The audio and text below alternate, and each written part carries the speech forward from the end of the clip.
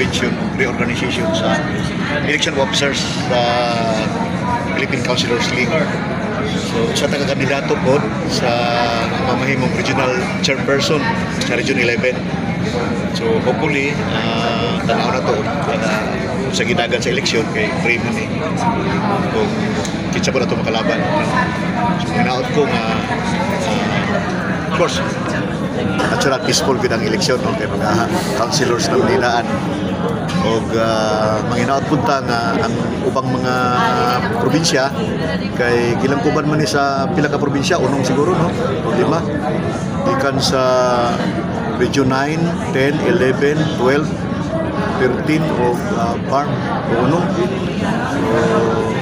matag probinsya matag region mag-elect og seat of officers.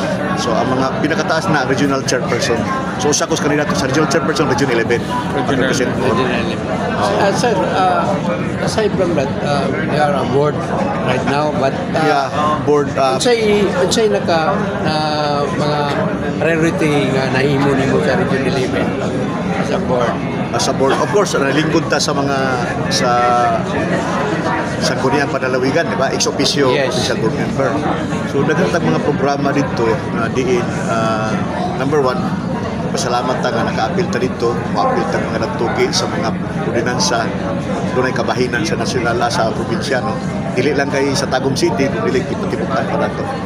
So primero pa man akong lingkod as provincial board sa karon nga katuig after nga nawala ko sa 1998 board member ko 2004. So ibalik ako karon 20 so although di pa nako kayo makuha mga landmark no? Pero daghan tag mga nahimo programa para sa katawhan dito.